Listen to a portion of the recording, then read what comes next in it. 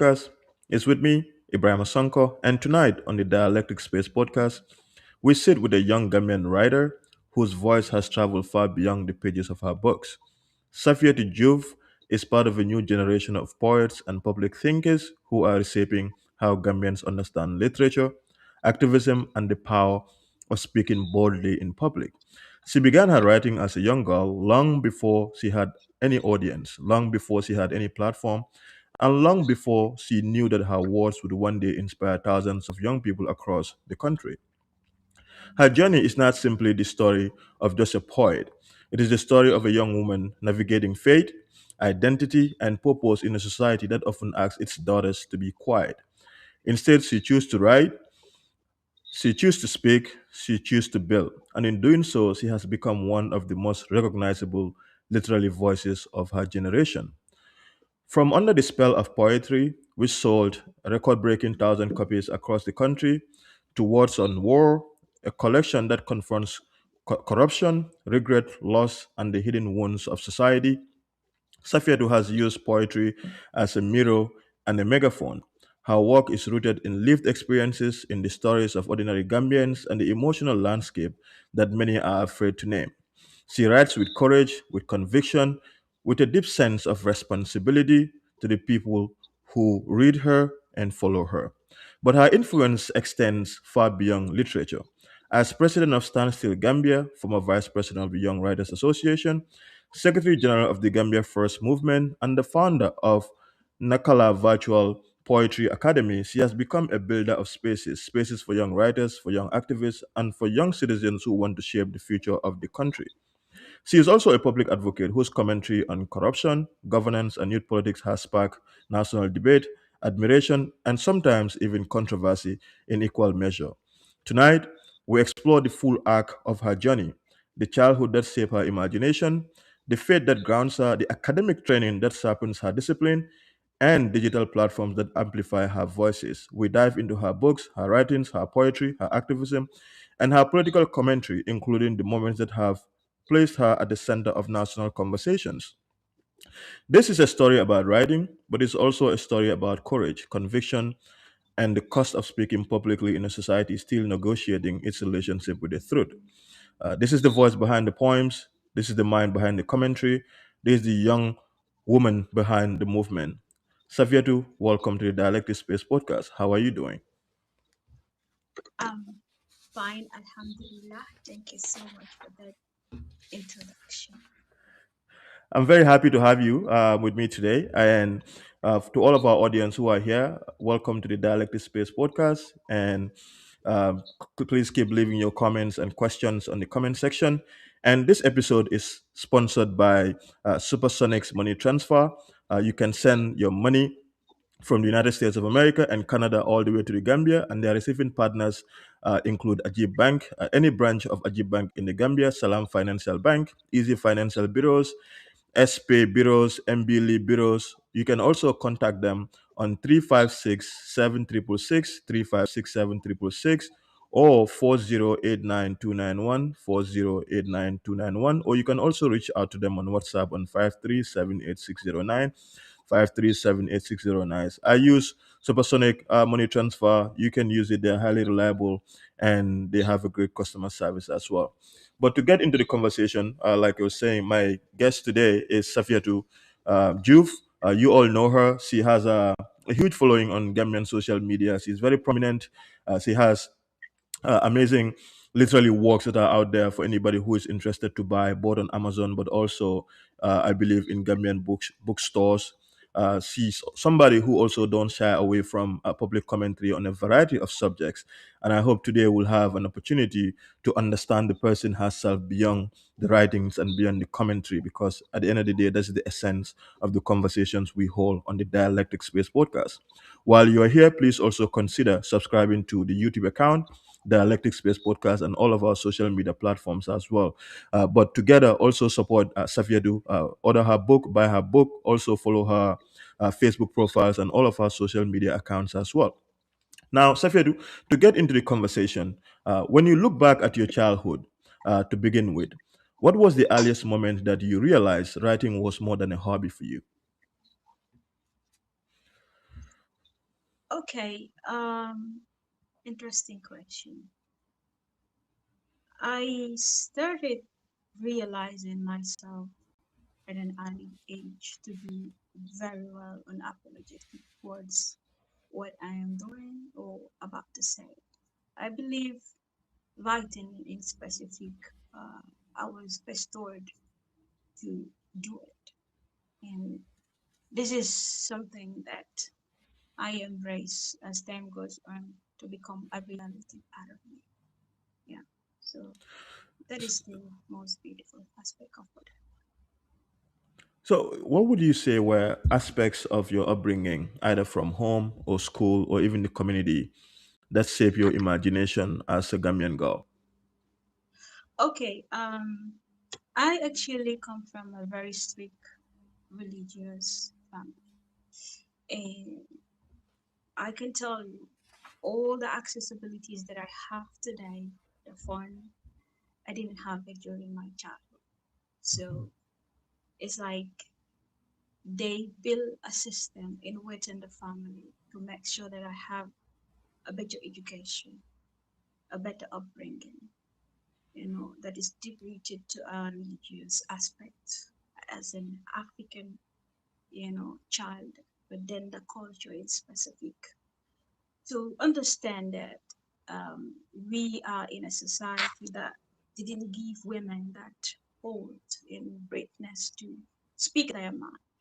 I mean, we have very minimal, or let's say um, few individuals that are outspoken to speak their mind, especially young girls. Because we are taught like, in some society, like, not to say this, but I have to say, like a second object, women don't have the right to speak their mind even when they are being hurt. And the only terminology they will use is monya. So me coming from such a background, um, my sisters taught me to be outspoken, bold, brave, and to speak unapologetically regarding my issue or anything that is around me. So that is one aspect that propelled me to where I am today. So, what sort of environmental factors or cultural influences around you influence your understanding of some of the values that would become extremely important to you as you grow up? Okay,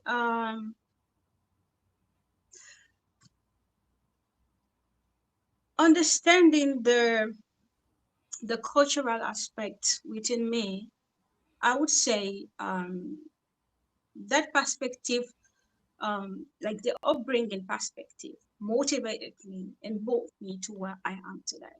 Because I could fully remember, as a young girl, I've been tame at an early stage. Okay, I'm speedy, yeah, when it comes to certain um, behavior tendency. So my family have seen that focus, and they understand that if we don't tame her at an early stage, she might not be controlled anymore.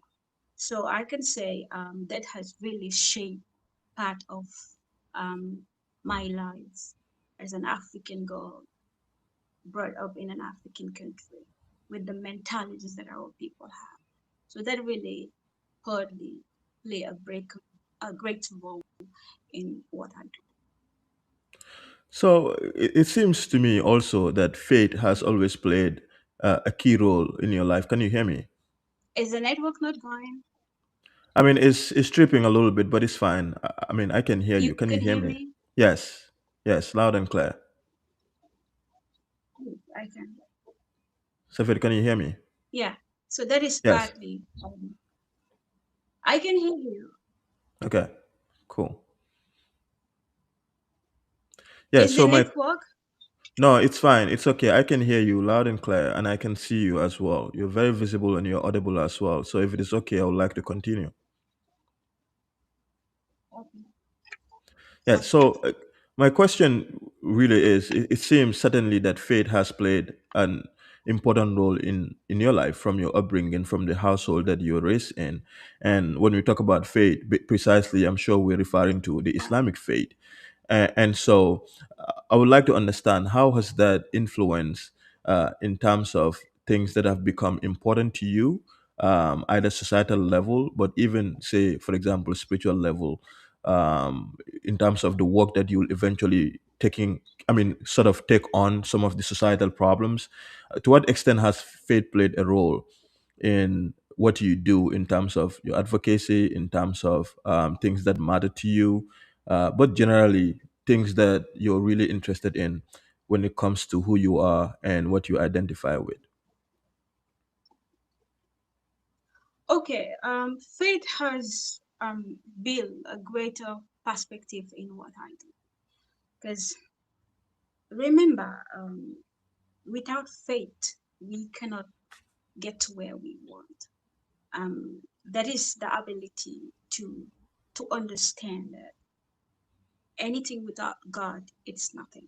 So I first establish that, and the second part is to know that I'm not scared, okay, regarding what I'm doing. If I know that Mhm, this is the truth, I have to just hit it on the head. It doesn't matter who it's going to hurt.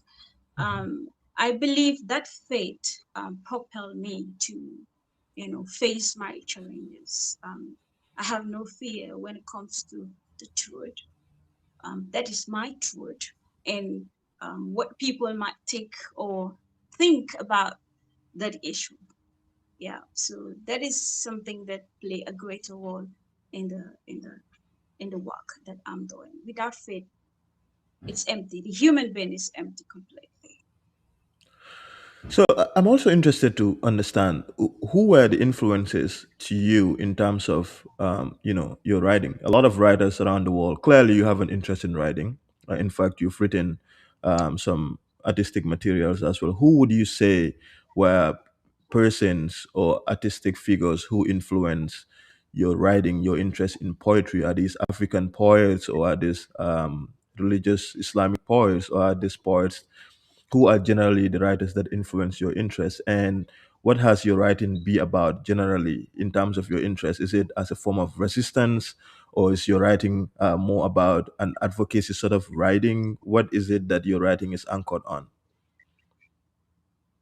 Okay, the first person that inspired me towards the writing industry, it comes from a poetry contest that I saw online, and by then I was following Bona Muhammad, you know him, and he's a very outspoken spoken word poet, and I like him so much the way he do his rhymes and all that. So I've been following him for quite a long time. When I saw that advertisement, I decided to collide with my sister, and I told her that I want to write something regarding Africa, regarding um, something related to our greenhouse, to how we were enslaved. So, because the topic was around it, and what can you write regarding Africa that you believe it has really created a great step back towards your country. So I chose the topic which is connected. They overgrace our land. Who overgrace our land? The white people. They came to Africa, looking at critiquing the history, back then. So all this comes together to say that, look, as Africans, we are the ones who can decolonize that mentality into our people. We need people who will speak and send a message that can inspire the young people to understand who we are. Because remember, the time that they came, the first thing they get rid of is to make sure that our culture is being separated from us. We don't believe in who we are. We follow them in anything they are doing to an extent that we throw our the culture that put that ethical aspect in us to have that shyness, to give respect to our elders. All these things are components that an African child need in order for him or her to get to where the individual wish to be. So that was the first contest I did. And after that journey, I told my sister, look, because a lot of people reach out to me to say um, they were inspired with that piece. And I said to her, whether I win this contest or not, I am going to continue speaking for my people. I believe that there is something in me that I need to send across to build that legacy for the next generations of Africa, Gambia in specific. So that is part of the main, issues that um, motivated me, to build that resistance regarding my work. So, which is pretty interesting. You're also a student at a computer science student actually, at AIU University. And so, how does that intersect with your creative writing, if any?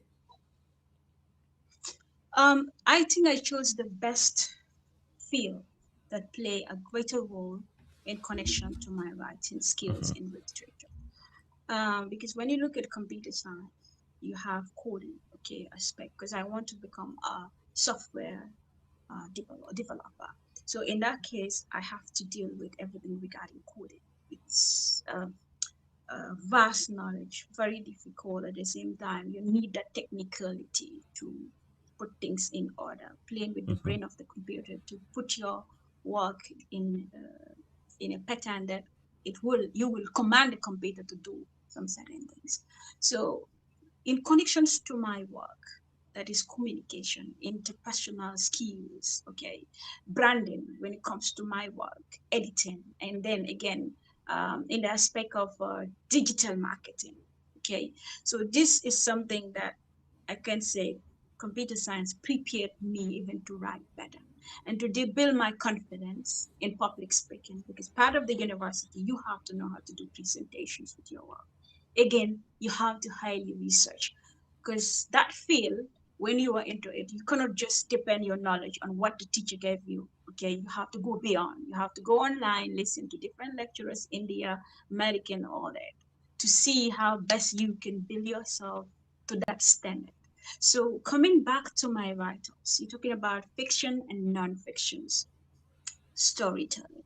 And in that aspect, it helped me to put my stories in a pattern that, working on a book. So that book will come in connections to that of what I'm saying. Hmm.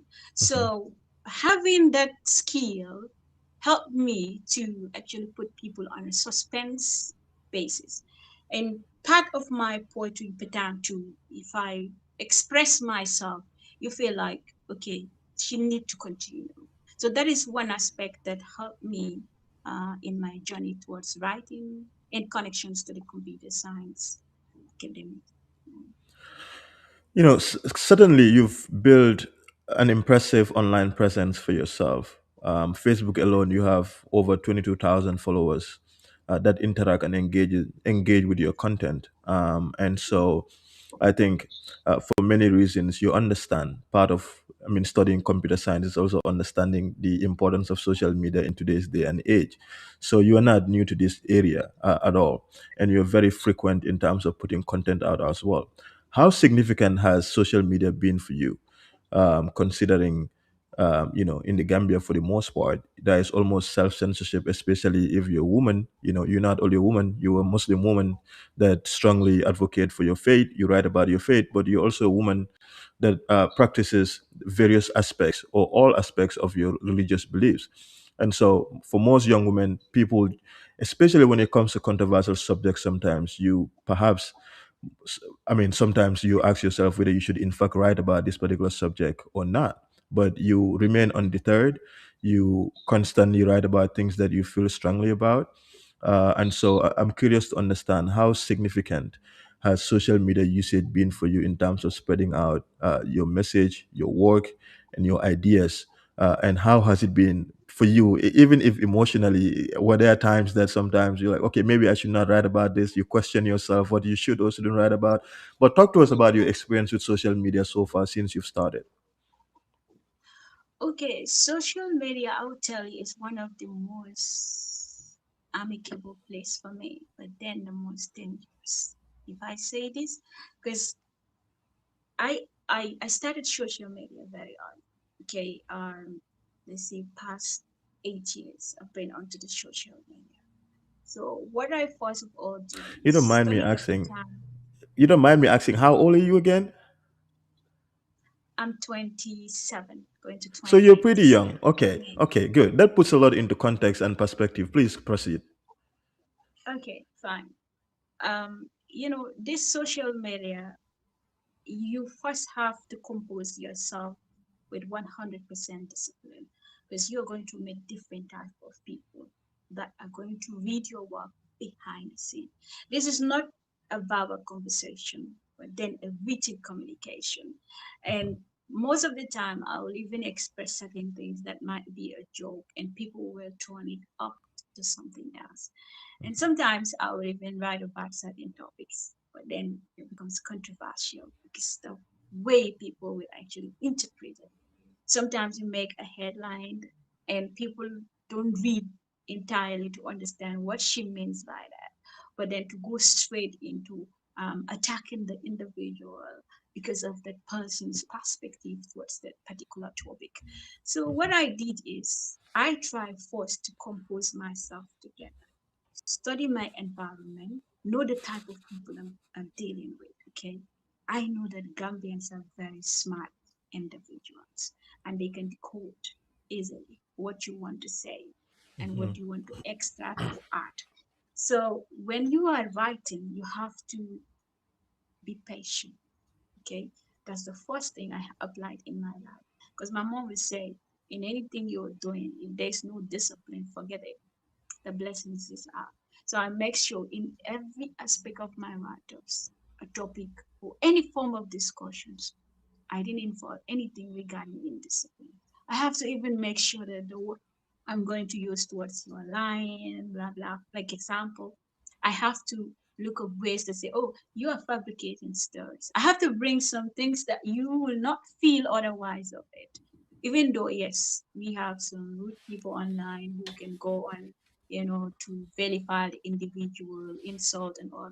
I don't do that because I believe that this is a legacy I'm building for the next 50 years to come. I don't know how long I'm going to stay on this in this life, and I pray that Allah grant us long life and good health because I have a lot of Amen. ambitions for that. But this is something you have to take note of. And anything you will write, you know that somebody have screenshot and say. So you have to build that ethical perspective and always try to draw back into what you are doing and know that okay, if you have one single mistake, it can destroy your entire. So the So focus is there, the determination, but then careful look at what you are putting there will make your work really unique in social media.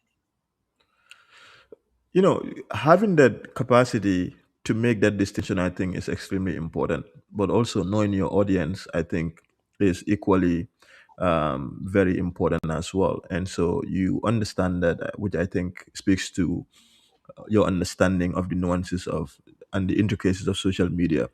But I'm curious to ask you again: do you feel misunderstood by Gambian social media users, or do you think everybody is wholly receptive of most of the things that you put out? Okay, sometimes I felt that was a time that I felt misunderstood by people. Not often. I have to also get yes in everything that I'm writing. Because Yeah. one aspect we have to look at it. I have my opinion to put out there. People also have their responses to do that. So you Yeah. have to accommodate and feel free when it comes to that perspective. I'm ready to learn. I'm ready to correct myself.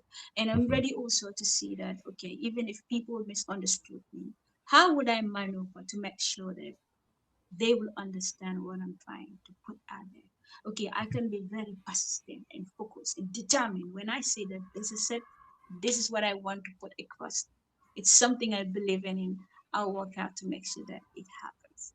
But as I said, it's not miracles. It's patient, discipline, and understanding the society that you were dealing with. When you have these things, you'll be able to maneuver whatever comes across your way. Why I said there was some time that I felt misunderstood, especially from Ghana.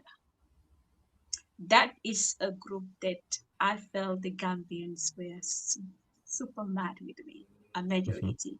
because I did a decision that nobody understands at that stage. Okay, because I was there with them. I advocated and I pushed the movement to another Mm-hmm. stage. And having a financial um, issues regarding the movement going Mm-hmm. up and down, and going to that system, not being arrested, because I've seen all these things. Okay, they say, okay, she's a spy, or she's affiliated, that's why they will arrest her. I believe sometimes people need to understand that it is Allah who prepare people, and it's Allah who give and take. Okay, I can be part of a movement. If God says I will not enter prison, I will never enter prison. Mm-hmm. Okay, I was on the ground. I did what I supposed to do. And maybe it is Allah's destiny that says I will not be part of those that will be arrested. But then this did people even realize or look back into the persons and say, okay, well, I believe in what I was doing. That is Mm-hmm. my du'as, my askars. And I believe that if I decide those things and stand, even if the person have bad intention towards me, Allah can change that person's mind. And so I believe in the things that I was doing. It was genuine, it was straightforward. But there comes a problem. And the problem that even make me to resign from GALA. And that is some of them when they get into the prison, they felt that I have to be arrested. Because the people within that prison, when they wanted to cause chaos, I mean, they already caused chaos among themselves. Those people, when they get out, they reach out to me and tell me, we never think that these people will behave blah, blah, so person. You know, Gambia is small. Mm-hmm. So I have to look at it very well. And then I understand that there were outside forces, that was ready to take over that group. And I look at it, this is not my vision. This is not my agenda. My agenda is for us to fight corruption wholly. Okay. I gave my mind, my soul, my body, my effort, but only to be disappointed when we get to the state of that executive meeting. Issues happen. People, someone who was trying to question my performance into that gala. And when that individual already has even handled some monies in Banjul Sport Committee or whatever, at some point in 2022, that the same boy was, they were giving $1 million he paid of bribe, with Usainu Gambia talk about. So when I see that individual wants to question who I am into that group, I said, no, this is not my place. And I've already observed like some certain things that I felt like I wasn't comfortable with it.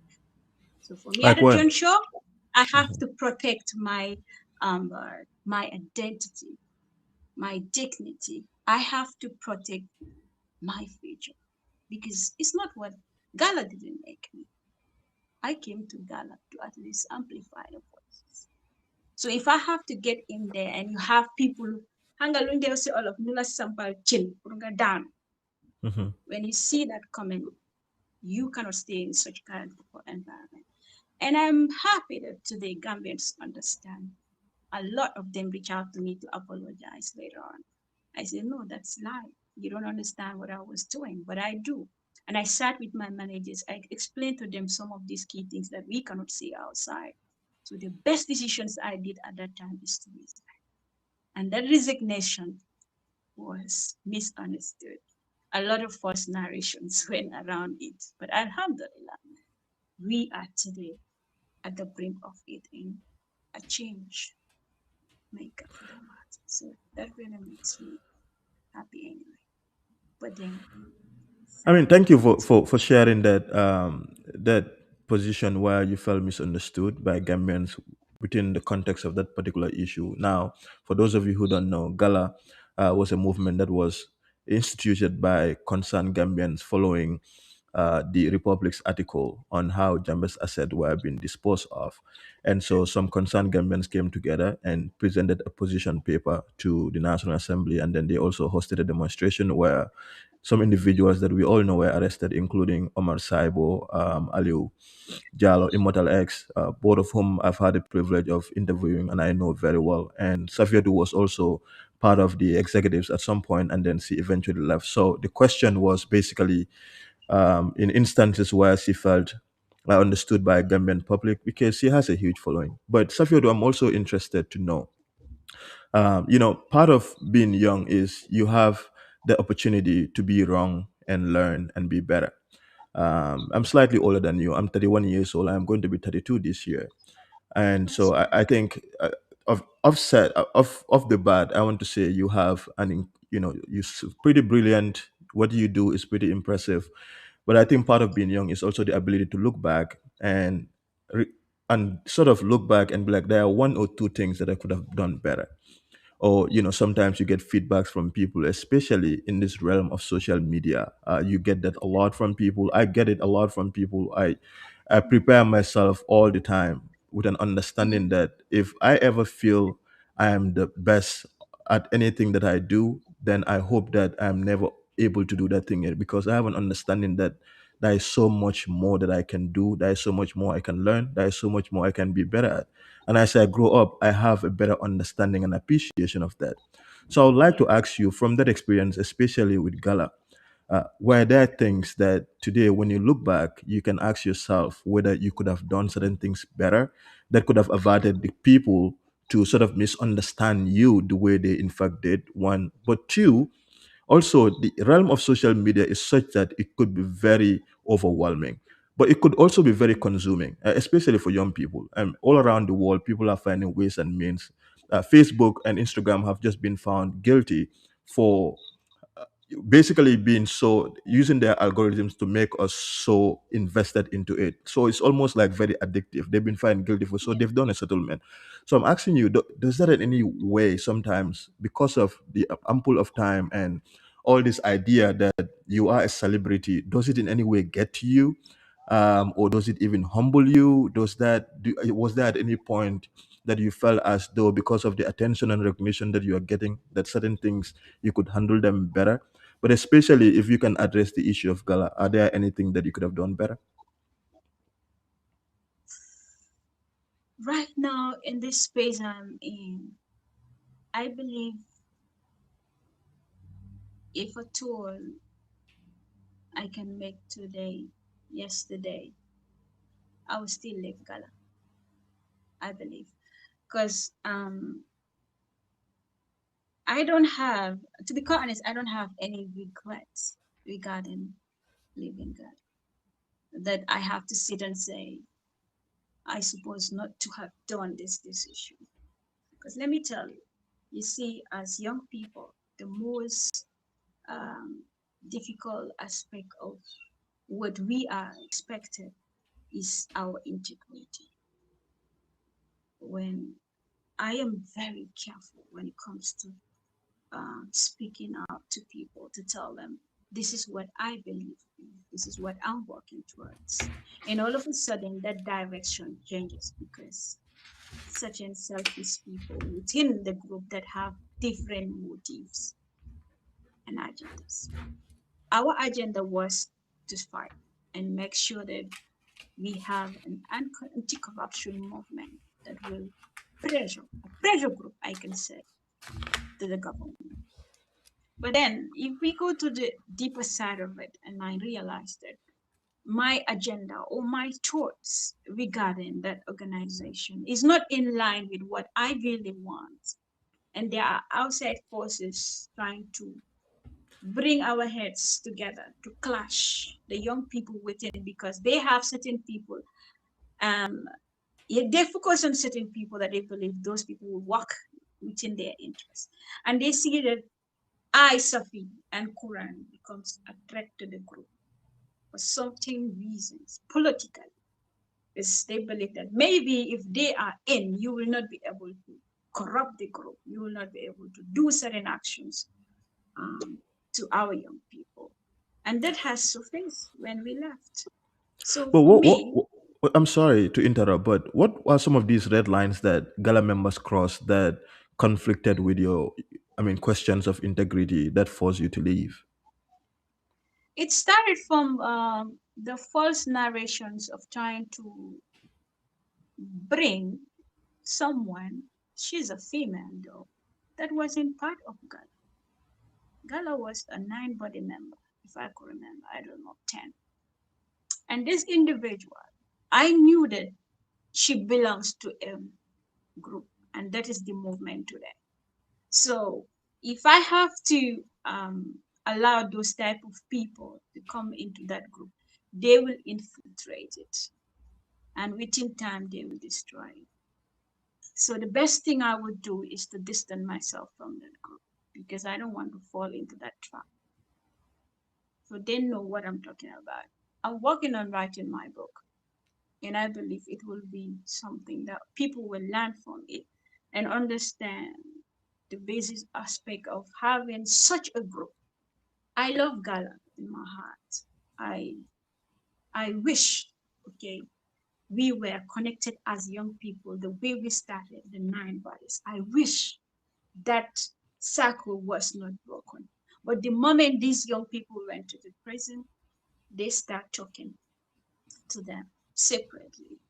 And this brings something else in some of them, their hearts. I can tell you, some of them there, they are very genuine. They have a very big vision for our country.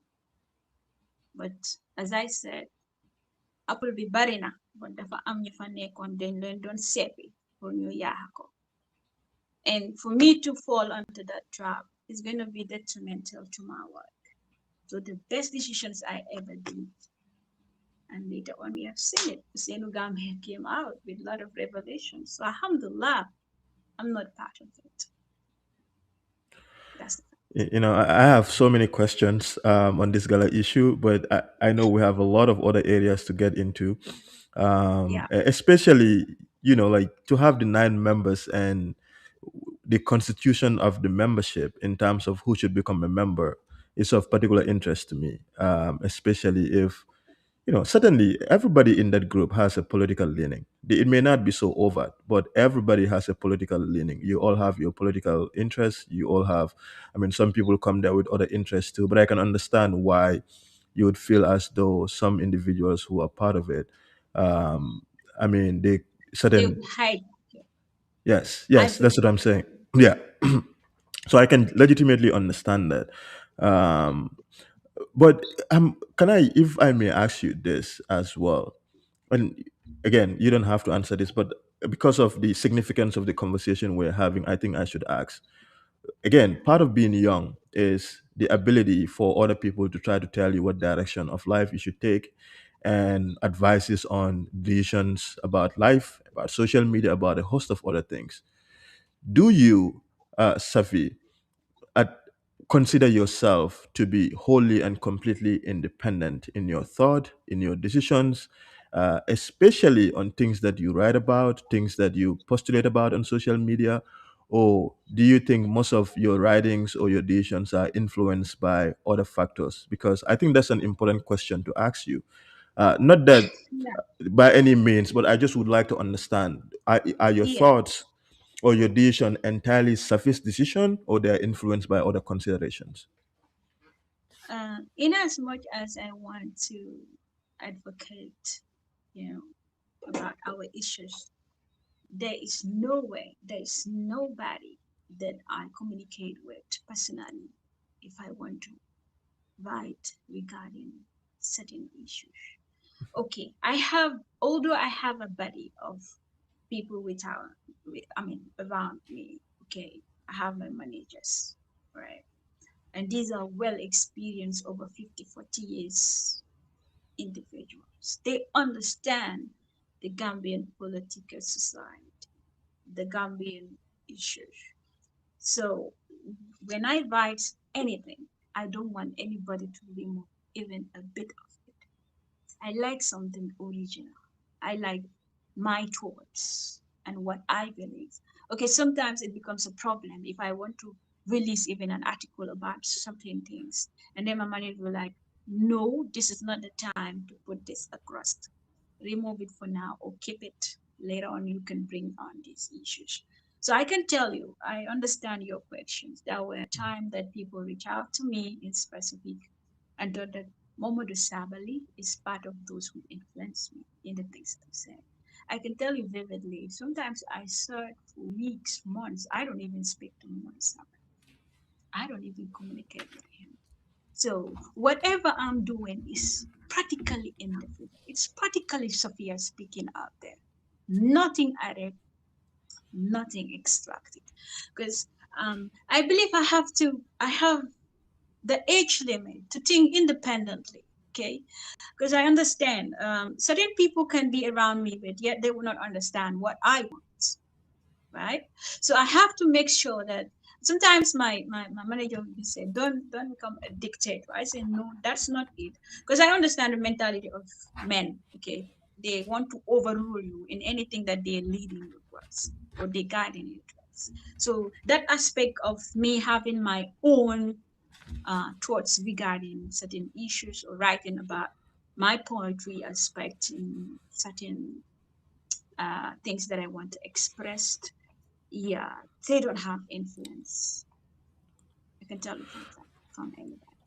So, what influences your relationship with people that sort of mentor you, or people that you have taken liking to, like Momodu Sabali, for example, and you publicly celebrate him, and clearly you both have either a personal or professional relationship. And I'm just also interested to understand, how do you reconcile relationships like that professionally, especially when, on one end, you left GALA based on integrity questions and the manner in which certain things were being done, you completely disagree with them. Now, here's a man who is completely indicted by several investigations in the Gambia, including the Jana Commission, for economic crimes. He has worked for Jambe. Not that working for Jambe is wrong, but I'm curious, what guides your relationship? What values guide your relationship with people that you celebrate so publicly? And how do you come, on one hand, GALA, you disagreed with them, integrity questions or individuals from GALA, and on another hand, that here is Mamadou Sabali, the guy that I think is basically jumping from one political party to another, and then he's saying things that in the past that completely contradict what's happening today, and then he's also been indicted by the commission. And so you don't think there is a contradiction here in terms of your values or principles?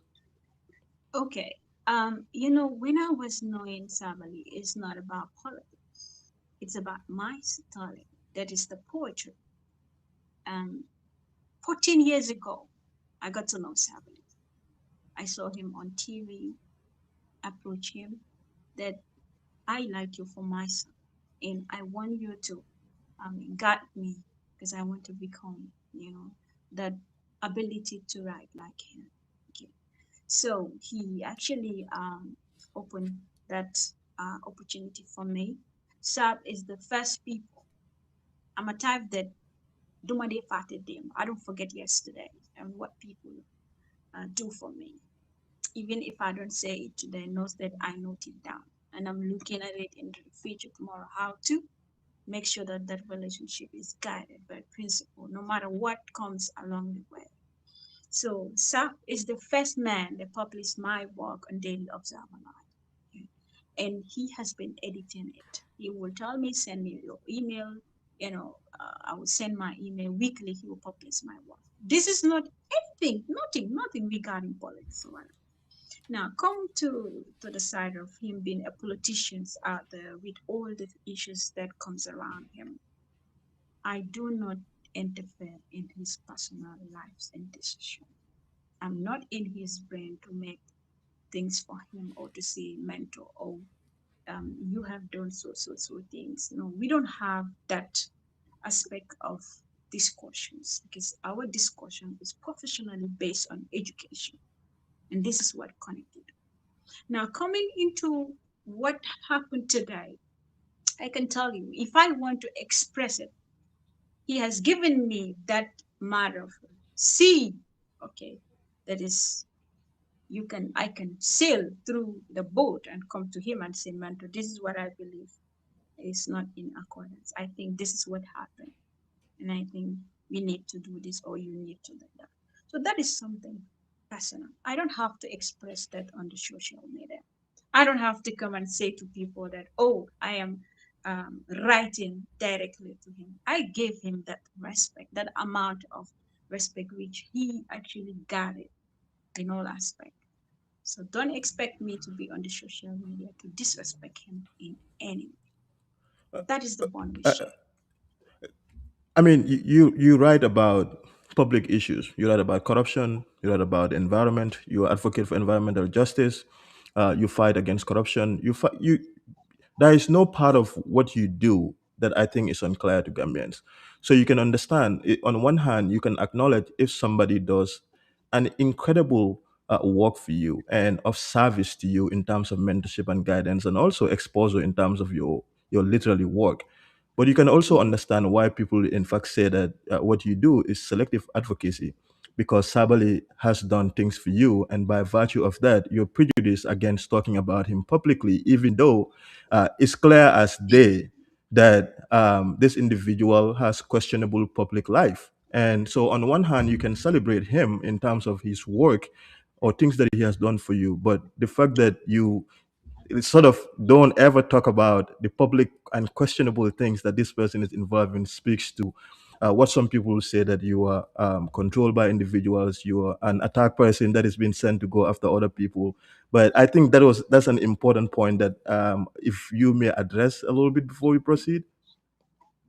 Yeah, I can give you a very good example. There was a time um, I like Yankuba Dabo 100%, and I outright speak about him and his work in BAC because I've seen the kind of transformation that he has done for those people, Mhm. and the drive, the zeal that he has towards anti-corruption. It is one of the most difficult aspects of our country, corruption. Okay, so me seeing a leader that have that vision, I go all out to speak, to amplify my voice to us. Now, come there is a time they clash, right, with Sabal. Mhm. It was very hard on that. I restrained because what, as human beings, I know that both of them are people that I honor. So I cannot take side in that. The best way I could do is to keep my silence. And maybe within time they have realized that bond, that they need to actually restrain of certain issues to build that professional aspect on the merit. Because all of us are looking at them as role model. So they come together later on to see the bigger interests of the people and they work towards that. I don't have to interfere or speak on every aspect of the issues that happen. I believe when I highly respected people in certain jurisdictions, it would be best to engage them than to engage them upon. So that is the example I'm going to give. That is the Okay, respect. so you're not. That's listen, this is not a job at Sabari. I respect Sabari a lot. We disagree on a variety of issues, and I try to reach out As to I him to said, have him on I the am show. where I am. That is it. The Yes. topic I that mean, we I resolve. appreciate you addressing it. What is left Obviously, is the knowledge. obviously, I think it's important because of, if you're in the public sphere like you are, like I am, I think these are important questions that people want to understand. It's not to, in any way, shape, or form, to demean or lessen the importance of anybody, but it's just to understand your decision in terms of how you roll um, publicly. But moving on, your Yeah. book, Under the Spell, has sold a record breaking 1,000 copies. Talk to us briefly about what the book is about and what inspired you to write Under the Spell, a poetry composition. Okay, first of all, I have to thank my older sister who had seen this talent in me as young as I am, and she makes sure that I got the right education system to pursue my dream regarding poetry. Um, she reads a lot, and she always encouraged me to read. You know, and there was a day I was sitting on my bed and she called me out to go and wash the dishes and sweep the room and do other house chores. And she said, Sophia, what are you doing? I said, I'm under the spell of poetry. So that inspiration comes into me. I said to her, hey, why not I write this as my book title? Because whenever I'm writing, at that time I was gathering my poems, one after the other, but I didn't know what I would make as a title to my book. So I say, hence always I'm into this bodily mind blowing um, perspective, which has even affected my way of speaking, and that is poetry. Why not I write something in connection to that? And I've also observed something back then in, again, back in 2022, going down. Um, a lot of young people don't believe that poetry can actually get to the stage today. We thought that it's just something that we go write, perform on stage, and that's a lot of young people. But alhamdulillah, through that journey with my sister, writing the book, coming forward with the title, and having people like Savali beside me, I went to him and I talk about my book, and he looked at it and told me, "This is perfect. This is marvelous." And he pushed me for directed me of people, individuals to me.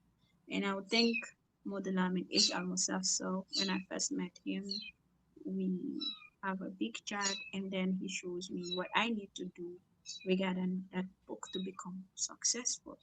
I cannot thank anybody but without, I mean, mentioning him, because he played Wow. a greater role in that first book publication that showed out at the end of the day, because I captured prominent members like Honorable Hussein Odabo. You have the likes of President Adam Barrow, and I captured Badara Joof, I think, at that time.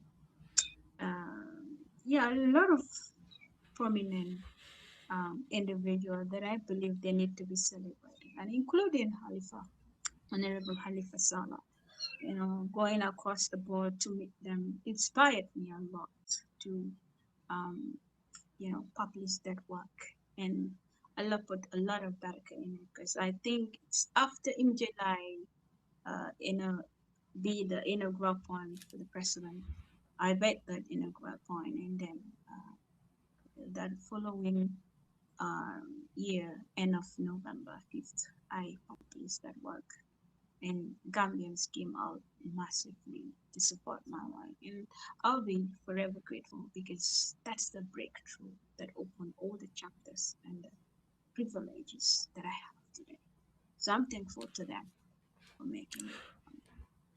So, talk to us briefly before we move on to um, your politics, if there is any at all. But talk to us very briefly about your next project. What is it about? What are you writing about? What should Gambians expect from Safia? Mhm. Yes, my next project is focusing on magazine. That is the voice. That's the title. What trigger it even is regarding the bullying tendency on social media when it comes to women specific in the political arena. We have seen it. This happen across the board. Okay, and I wasn't happy with it. Um, I felt like whenever women speak, okay, some of these men felt like no, they don't have right to speak or contribute their quota international development. So I told my mentor that I want to write this magazine to open the eyes of the people. But then, how would I incorporate it with what I'm doing, together with what Gambians are facing in reality? And that is waste management. The voice, yes, I will have some certain women that we are going to cover their stories to inspire the younger generation, the next generation. I mean, because we have to speak out. We have to get that, and they have to give us that environment for women to be comfortable to speak their mind. Look at on social media. We have very brilliant young people, ladies, but they are scared to speak. Because the Yeah. moment you started, they're gonna dig your background. They're gonna see what she was up to. They will use that to intimidate the individual. I don't like it from all camps. I mean, I don't appreciate that kind of issue. So I said, okay, since Allah has given me this platform and voice and talent, I think I can contribute my quota in it to make sure that women have that platform to speak their mind without being bothered or thinking twice of what's going to happen next. And sometimes they even go as far as the people that want you pay them to give them information about you. So that shows you how dirty politics is in Africa. This is not only happening in Gambia, across the board. And men has to protect women in whatever goal that they are working towards. Having different opinion, that is healthy. It's democracy. We have to understand knowledge evolves, generation evolves, and as we are growing, you cannot come and become that dictator to say anything you said or do. I have to accept that. No, you have to allow me to have that environment to speak my mind when I saw things that are not going in the right way. So this is one basic aspect that I have a problem with. Now, coming on the side of the book, I'm going to cover, key important issues because I think that kind of a magazine is not available in our library.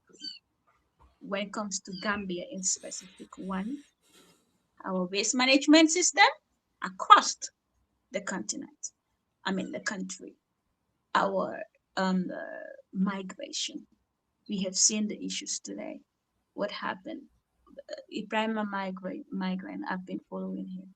He was talking about his data being stolen, or would I say his work not being accredited, in the sense Credited to that at him. least when they, yes, yes, at least when they went to the National Assembly, they could have, given him credit for that brilliant work and effort that he had done. He has right to his work, copyright. So that is one perspective. It's alarming, it's growing. Sitting online, seeing boats perished in this Mediterranean Sea with young people that have a great future. There will become a time. I'm scared. What will come next in the next 20 years? Hope we will not even have shortage of men. These are things I'm thinking about. So, what are the things that we can put in place to make our young people catch them young, to understand what they have in Gambia? What can I do to survive it, despite the economic uh, difficulties of certain issues that are arising globally? But then, particularly as a nation, what are the things that we can focus on to help our young people realize that I'm not saying we will stop the migration issue, that is the illegal migration, but we can do certain things to reduce it. That is another aspect. I also have a problem regarding the non-communicable diseases, cancer, and the other part that is diabetes. It is given us a lot of problems. Our older, middle aged men and women, they are having diabetes left, right, center. So what is the advocacy program that we can do to sensitize our people and know what type of food to eat at a certain age, what you need to do to regularize your food intake of certain basic dietaries that you need to do to have your food properly, cooked without too much oil.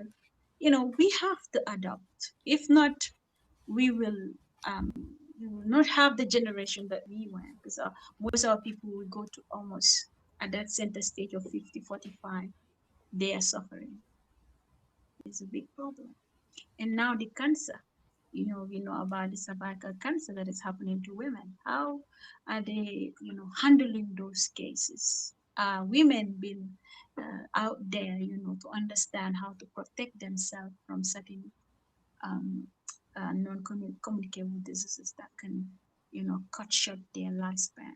So this is something we need to discuss. Our education sector is a very important field.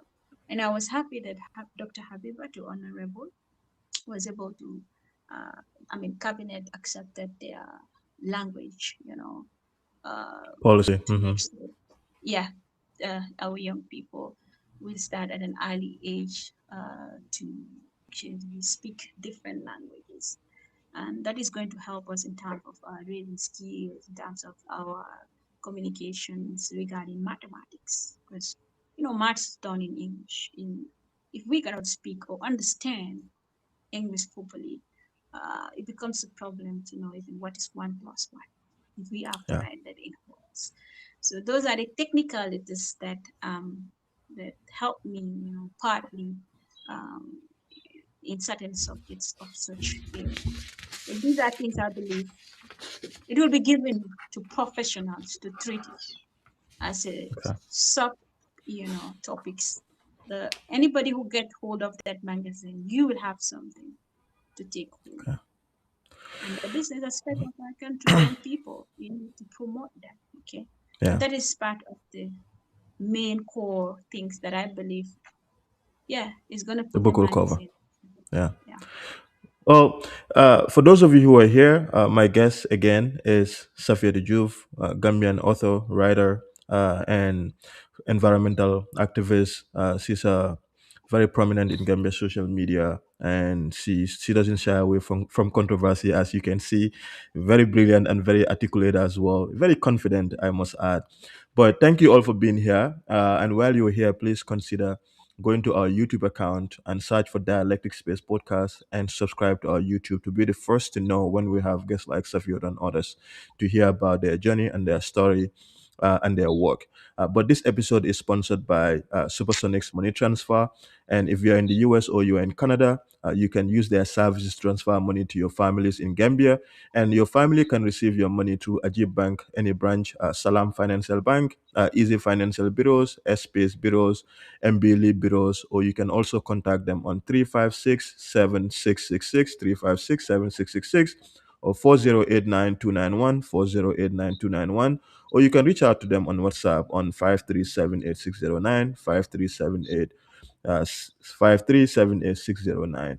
Saviadu, we are going to continue. We are at the hour mark right now, and there is two more subjects that I want us to cover because I know it's getting late in Gambia, and one Yeah. of that subjects is your politics.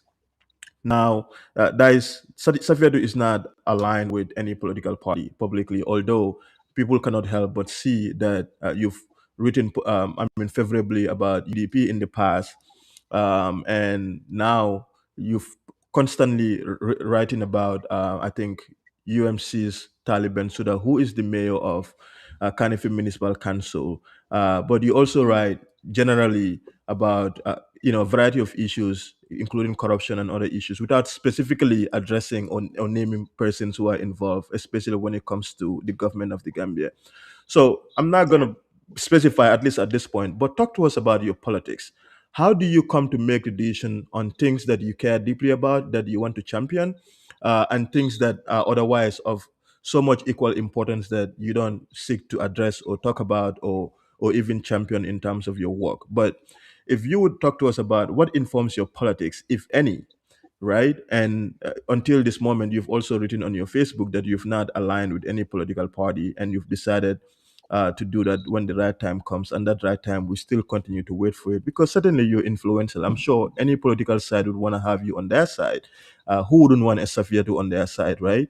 But talk to us about your politics. What informs your politics, if any? And secondly, as well, how do you get to decide what matters to address in terms of national issues of national significance that are social vices or economic vices, as I talked about you in the past with the reference of Mamadou Sabali specifically. But how do you make those discernment in terms of what issue to deal with, and if there's anything about your politics you would like to share?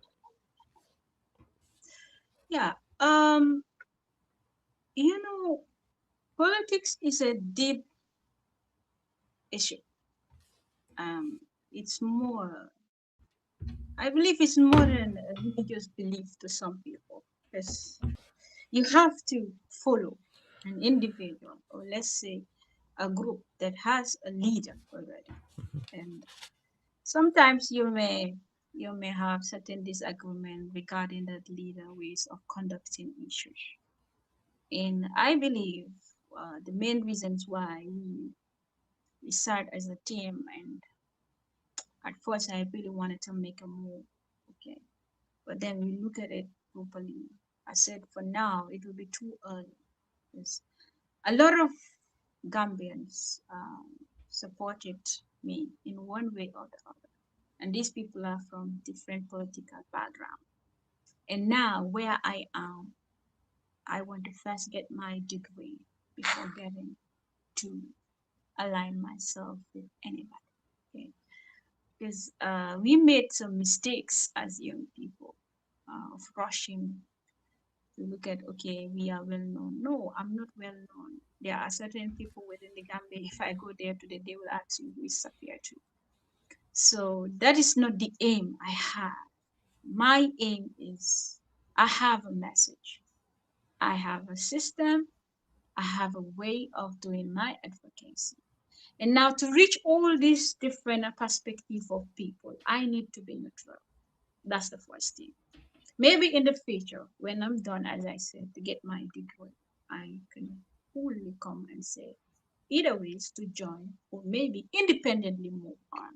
Because I've seen in the Gambia that women into the political arena, taking the leadership mantle and towing it, it's become like it's something that people don't believe in women leadership. Okay, they believe, no, women cannot lead or blah blah blah blah.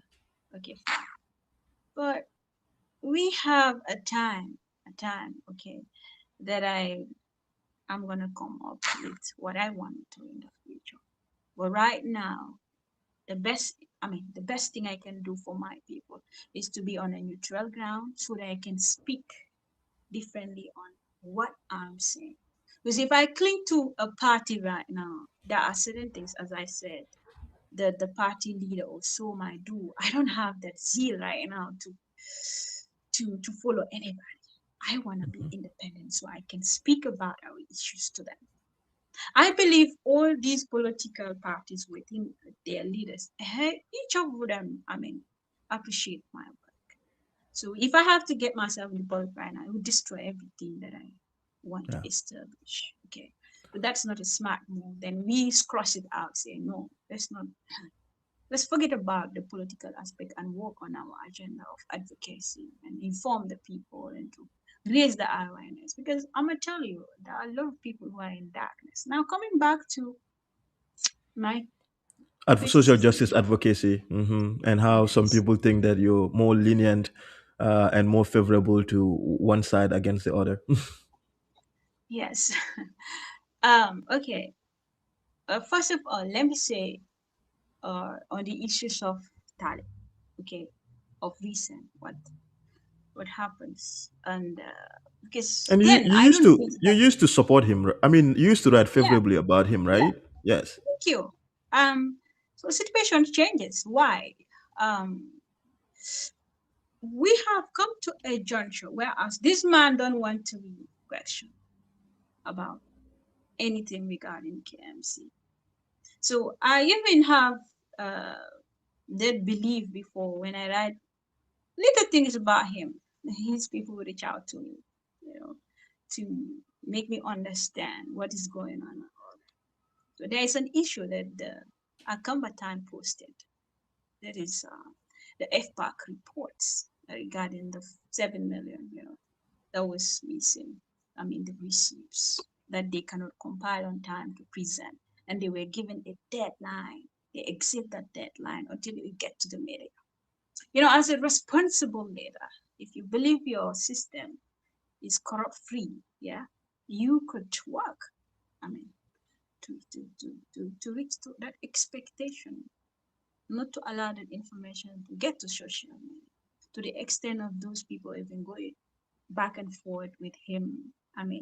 Their department to say, you have to retract your that statement, okay? Because we have seen it, whereas he sat on the platforms to defend it that yeah, those people were patient with them, blah blah blah. So it's not accurate, and those people have to come and write back that they shouldn't make that kind of a pro job.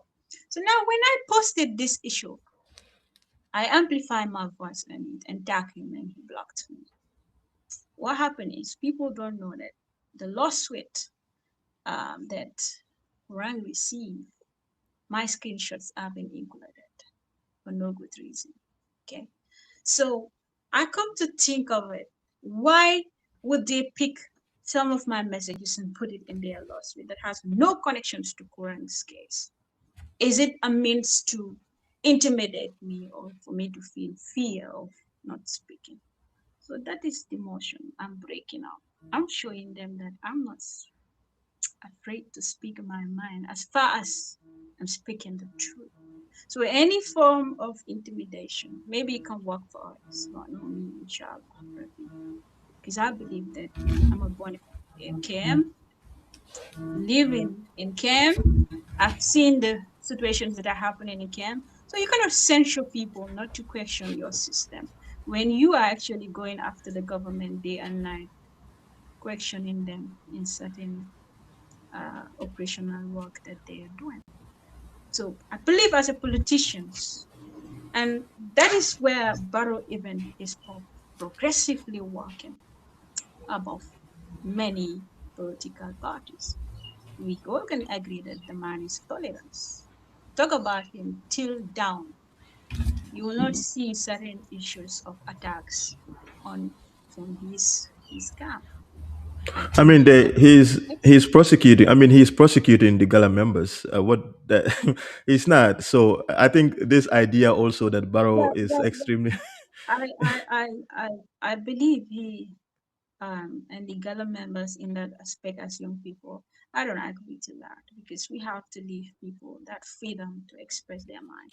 But I can tell you a huge aspect of what I've been to in social media. Even inside UDP, I can tell you for the fact it was the members of UMC that were attacking today, the people that moved to UMC. So I can tell you when I say that UMC have these individuals who are going after the people to silence them at any means. It's under. And it's part of the things even triggered that book, that magazine book. You saw I posted some certain faces that I wanted to even include into that book. Out of what? To show the Gambia that these are the bullies within the social media. And these are grown up men with degrees. People highly respected them. But when it comes to women, issues. They treat women on the internet like trash. I mean, Will you do the same thing? that's very unacceptable. And I've Very, always very been an bad. advocate for civic So that is dialogue what and. triggered me Mhm. to focus on care. Okay, okay. So, what is your assessment? Because of specifically, you've made it a point, and I think it's important for us to establish that because you are a resident of KMC, you have an onerous and, in fact, an inherent responsibility to hold Talib Ahmed Bensouda to account. And I don't think anybody should take that away from you. And at least most of what I've seen publicly about you, it seems to be issue driven. Although people would say that sometimes, some of those issues seems very passionate that you're addressing. But all of what I've seen so far seems to be issue driven accountability questions that you're raising. Now, at national level, certainly, it's not only you are not only a resident of KMC, you are also a national of the country of the Gambia. Now, you cannot also tell me that we make a selective decision to primarily focus on local government councils, either from Brikama or AKMC or LRR, and then we forget the bigger problem. And the bigger problem in the Gambia, whether we admit it or not, as much as there's been progress in terms of social and economic development, there is still a long way to go. And corruption is central to that. And so I'm just curious as to why haven't it been of interest to you to also make it I mean your life's not your life's commitment but your public commitment to also sort of bring awareness to that, since social justice is of significant importance to you. Okay, what is the book all about that I'm going to publish? Is it not going to touch migration, a major issue in the government system? How about the non-communicable disease? How about HIV and other issues and the waste management aspect? I can see But that matters for the country. are there No, like instances, yes, you're going to finish, but yeah, there are instances we can go through the instance I have like been very, very vocal regarding the government. Corruption as the major issue that this government has to tackle. I've spoke about it. I even tagged the office of the president when it comes to that Russian oil scandal. Okay, so there is nothing that I've left behind. Two of my books, I spoke about corruption. I spoke about um, uh, some of the areas that government has neglected. That I believe they need to focus on, and it is good employment, Yeah. accessible to opportunities to our youths in specific. So there is nothing that I've left. I wrote, you say that under the spell of poetry, that book has a lot of. I could remember the day I published that book, someone contacted me from NPP and says, Sophia, it's like you were daydreaming about NPP and you wrote everything that is against, you're going against extremely our government. I said, no, but these are facts. We cannot run away from it. If we don't speak, who will? Only few voices are out there to speak about our issues. So we must have a focus and direction to speak so that our leaders will know the problems. But if you are smart enough, you don't kick away that young person, or you felt like this person is a threat to what I'm doing. I have to go in the back door to pay certain people to, you know, stop her. No, you don't do that. You open your doors and listen to them. And one aspect of it, the environmental aspect that we left before, which is the Bakotedam site, is one of the key things that I have an interest towards. Look at our park. We have been for Mesa Park that is just a dream, sleeves, but it's not a reality. So we Uh, have to s- understand these things and balance it, okay, in one way so- or the other. They may want me to talk about the government. I have been talking about the government. I think, So now, if and I'm talking about I don't mean this to one, interrupt you, and I what difference is apologize. there with that? Yes, That's what my I que- don't really yeah. understand. And I hate to interrupt you, but you can also understand, Safi, why people would sometimes feel as though, like when you talk about KMC, you bring evidence and people appreciate it because I think more people need to talk about things that are not right in our public service. And that's not unique to KMC. KMC, Mhm. Brikama Area Council, LRL. But when you talk about the government, there's so much of scandals that happen, right, that we could spend so much time. And a lot of people try to do this to say, hey, the government, the Fab Foundation, 9 million, what happened to it? The Aki kids who died, those kids who died of the pharmaceutical scandal from India, spending the Jambes assets, a whole lot of other issues that we could also equally spend so much time, not to silo or isolate the local government councils in themselves, because you have to realize the local government councils operate in a governmental ecosystem where the government works directly with them, but it's also a government that is not very responsive to an opposition based local government council. And you've seen that several times. That is an open secret. The relationship between central government and local council is not so much great, right? And so as we do this, I think it's important for us to recognize that yes, local governments are supposed to do this, but how many other promises have the government in fact said that they're going to do that they haven't addressed? And so local governments have a lot to do, but they're also very limited. So I'm curious to understand whether specifically in this new book that is coming, you intend to highlight specific instances of corruption in this government, specific instances of governmental maladministration, and all these other things that are very characteristic of our day-to-day life today in the Gambia. Ibrahim, this is a magazine, and this is not like I have to take all the issues, bam, in one book. No, we are writers. We can even part of the Voice magazine. Okay, we can write ample of magazines. You know, because I don't want the pages to be that lot. We have to understand some people don't have the zeal to read often. So we want to make it limited, interesting, and it touches the core things that we are facing. And one major aspect I've said to you here is our healthcare system. Okay. Another aspect is the education system. What can we do to improve it? The other one is the what? Migration. These are major issues that we need to tackle on.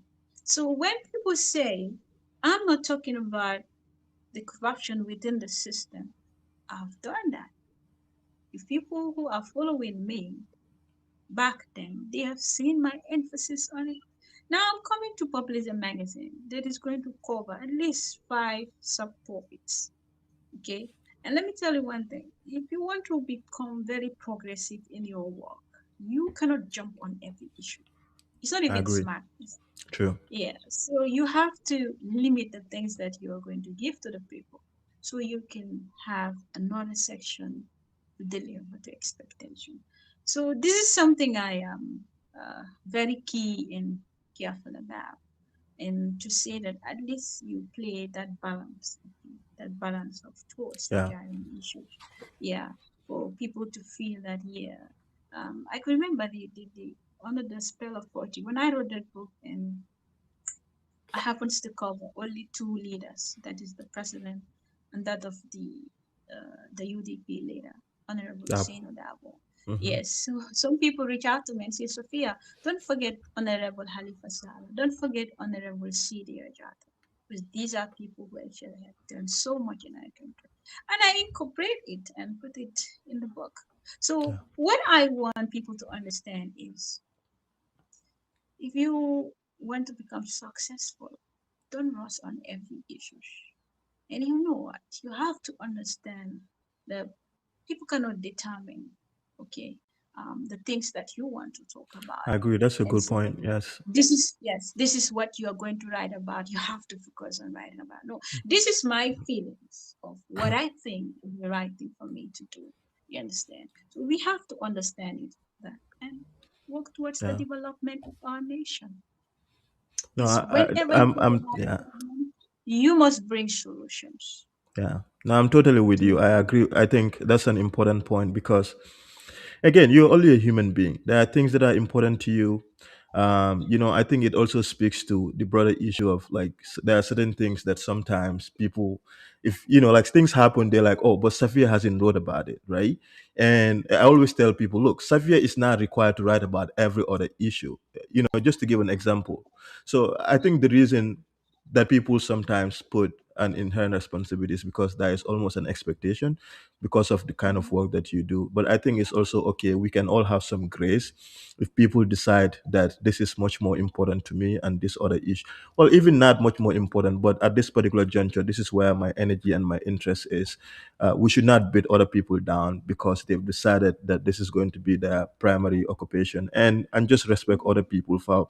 And for me, the reason I brought it is not for anything. It's just really to understand it. No, I In terms of understand. how you deal with it, and I think you've done very well in answering that question. But so finally, on that Talib Ahmed Bensouda question, because it seems even the comment section, people who are talking is in reference to that, and I'm sure a lot of people are watching. That's why they're here as well.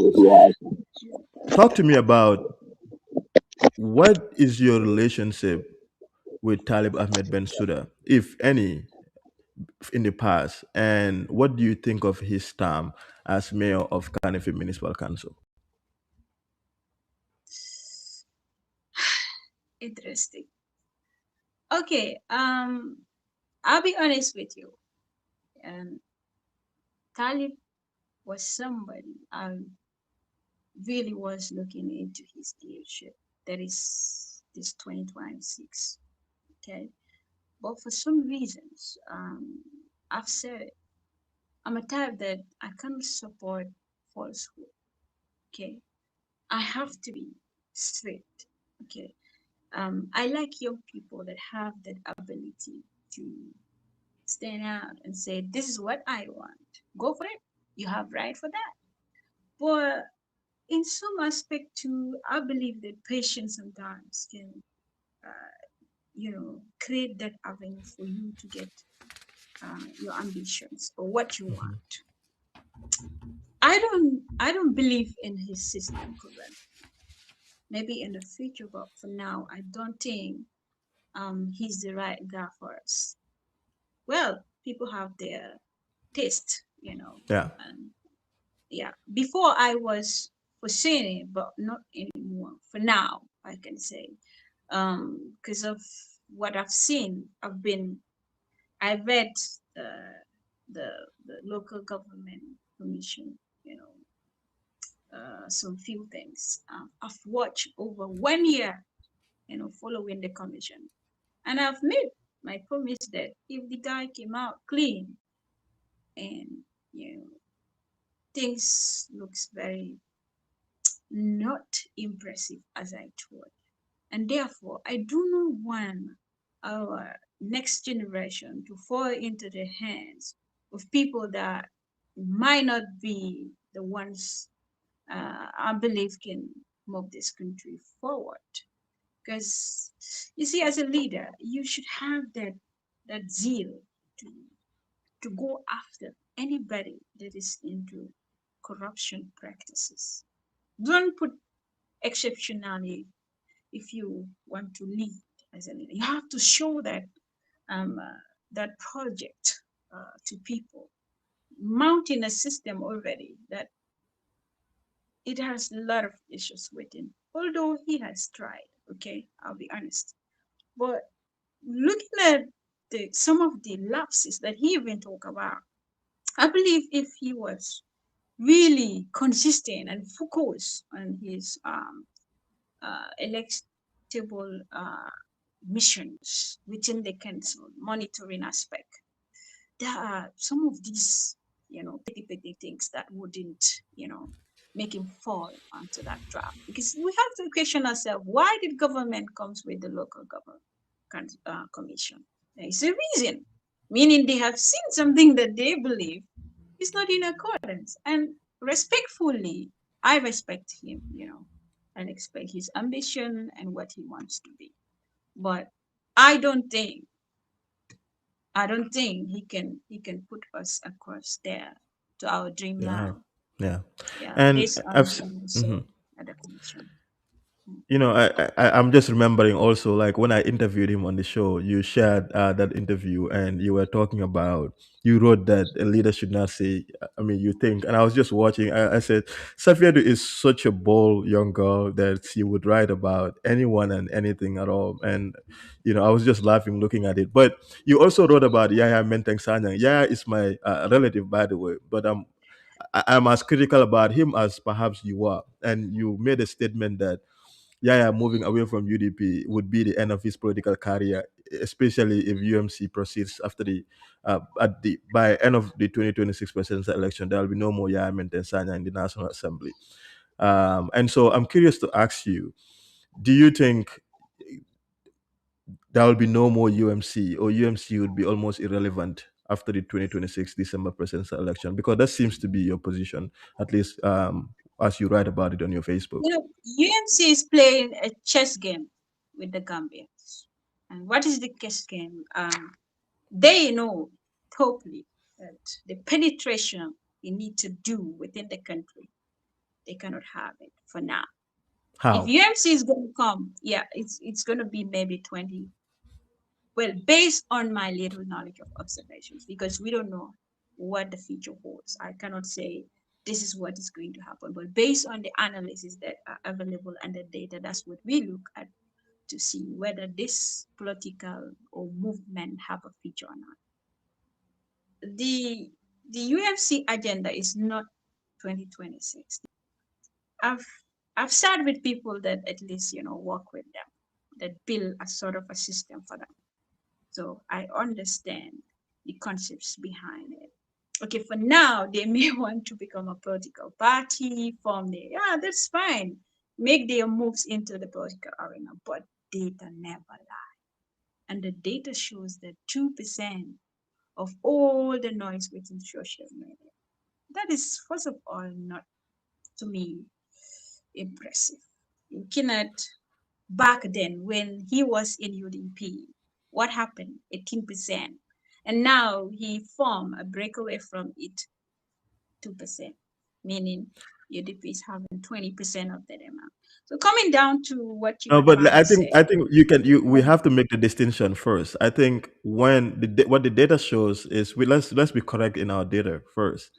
I think when Talib was put against all of the other candidates, what he pulled was higher, and when UMC was put against other parties, they pulled 2%. I think that's what happened. So I don't think it was specifically Talib, because what we've seen in the past is when Talib was pitted What against. agenda?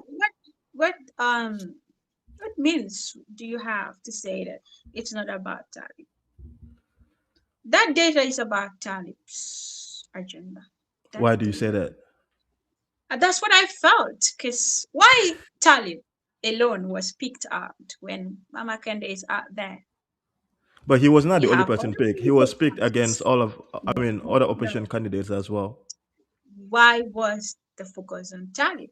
Because the people that publish it have an agenda to show the Gambians that he was the winnable candidate. This was the news across everywhere that he is going to be the winner for this 2026.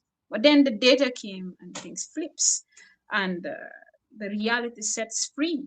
So that's what I'm saying. It's a chess game, and you have to play the chess in such a way that they wouldn't reach a state of checkmate. What happens in or what is going to happen in 2026? That is in the hands of Allah. But Mhm. I'm gonna tell you, if they don't put their hands in order for now, they are not winning 2026 election. And the people that I actually mention are, one thing sometimes in politics, you have to look at whether this is in the interest of everybody. And when I break away, what impact is going to have? So the breakaway, the intention is to weaken UDP. And things seems to be not what it is because they left and UDP reform itself better to stand against the system. So we have to look at that in a broader way. And Bullhead, Bullhead, what Okay, is what is about let me ask you about specifically UDP, because clearly you said those individuals who were bullying you on social media are members of the UMC, and since they left, that phenomenon has changed. And we've seen your relationship with, I mean, UDP members, my brother Sanko Gambia, Mamadou Kurang, all of them celebrate what you do. So you have some form of connection with them, I think, undeniably. So I'm curious in terms of what do you see the direction of UDP as well? What are their chances for the 2026 presidential election, knowing fully well that the party is undergoing, I think, a defining moment, considering the previous elections, how that went, and the breakaway from, I mean, UMC breakaway from them, and Lamin Jeda was breakaway from them, and recently Ahmad Skadat Janes breakaway from UDP as well. And people don't like to hear this, but it's hard not to see people that are leaving and people not coming. If people are coming, at least I'm not seeing so much of it, and like, I'll be curious to see some form of partnership or coalition to ensure that UDP has its opportunity to lead the country, to have the presidency of the country. But really, what do you think about UDP and their chances for the December presidential elections? well, winning is in the hands of Allah, whomsoever Allah has chosen already. We cannot do anything. We are just on the internet to make noise and connect people more. And there's a debate on whether there is going to be a coalition or not. Still now, we are not sure of what the future holds. But based on the signs, UDP need a lot of work to do. Okay, a lot of work of coming together, a lot of work of realizing their strongholds. Where are they?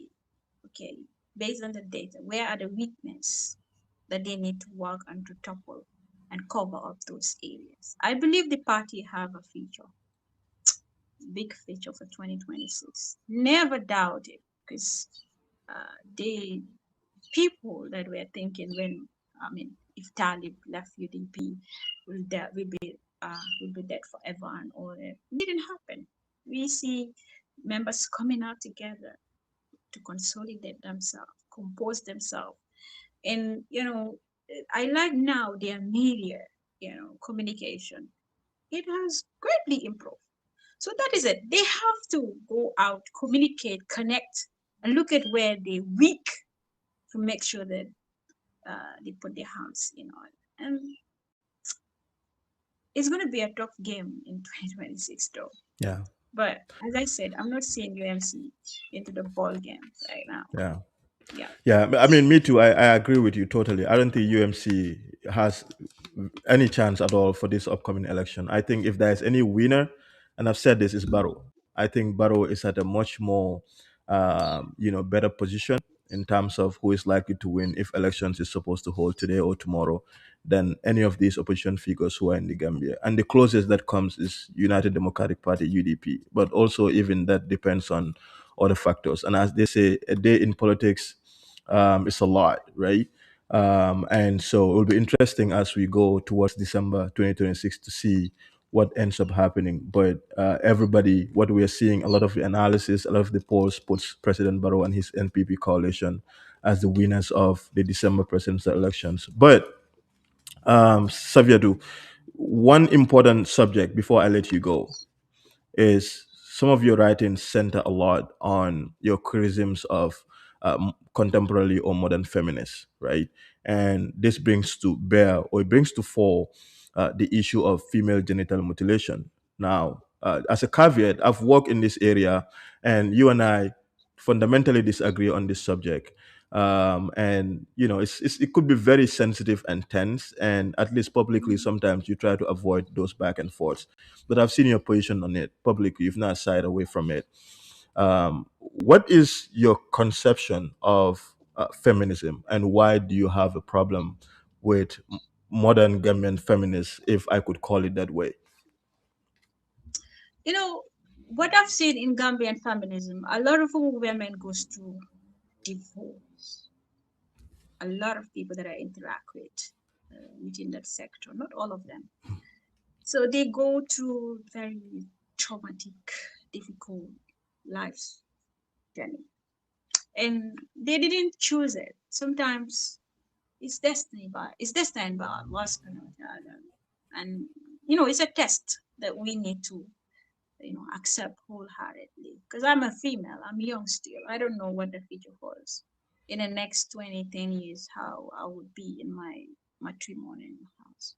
But I can tell you this depressive tendency, that they picked from some of their life issues, background of how they were brought up, coming into the life of marriage, the difficulties that some of them face have an impact in their feminism lifestyle. Some of them think that men are bad people. Like every man has that mentality of just be being abusing women. They can get any chance from them. So it's a bit controversial, again, difficult for some of them to understand that Islam is the first thing that have given you that right, not the Romans, not the Indians or whatever. Islam, 1,400 years ago, gave us that right of being a feminist. But then how? Giving you the rights, making you understand that this is where your right stops, but then the other person's rights that begins here. Okay, we have that boundaries, but then again, that protective measures between our men and women. Now, how many people understand this perspective? Okay, we don't go to classes and they taught us about feminism, is it? No, it's not even part of our main subjects. Okay, at school, we just grew and we found that, okay, there's an organization that are helping women or are sponsoring women who are going through certain basic conditions. So they will come out to advocate, for their fellow women, to tell them, no, you don't have to be quiet about all these issues that are happening in your life. You have to get up and speak up, fight up for your life. So they tend to see it as men versus women. When in natural sense, that's not in Islam. It's something that you have to cooperate, work together. Whatever that's supposed to be undone, you have the right, okay, to come and say, what you did to me is not okay, and I don't like it. And I think we have to find solutions in the best interest of both couples. Okay, so this is something our some of our communities also don't advocate for women to have that knowledge of their rights, because if they do, they said it will be difficult for you to tame or control them. So that is one basic aspect that is causing a lot of um, problem, in terms of certain relationships. Now, coming back to the what is it called? FGM, right? Yeah. Yes.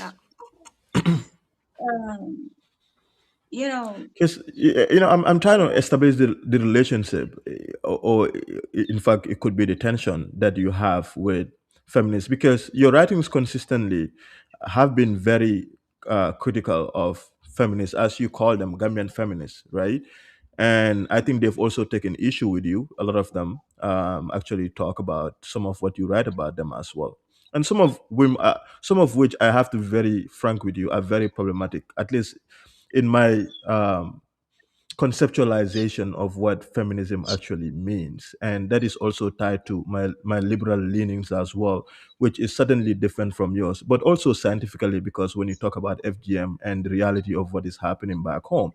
And so a lot of people that have done a lot of work in this regard, especially in the Gambia, some of whom I know, feel as though that you don't understand the nuances of what women are going through when it comes to FGM, when you write about them or when you attack their work, or in fact when you make the case that this is a foreign or international sponsored adventure, that Gambians have been music. brainwashed. Yes, that Gambians, that's these ladies who are very smart have been, let me So, finish, have if been I brainwashed. want to ask you a question.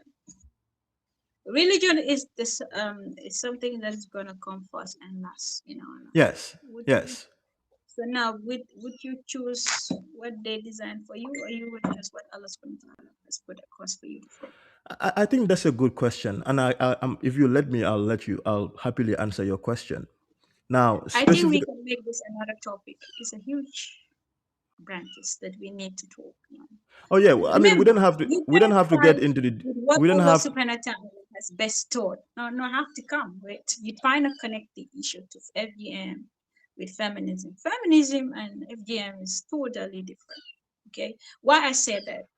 I mean, It's there's a a quarter of connection. its own. So let me tell you. You understand the Now, when it definition of. comes to the, I'm Do saying you? here, Mhm. give me a chance here. Let me say this.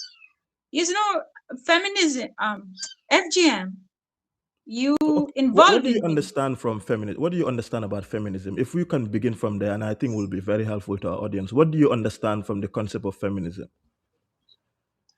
Okay, in our African belief, okay, when we say feminism, they think women have to stand up against men in general.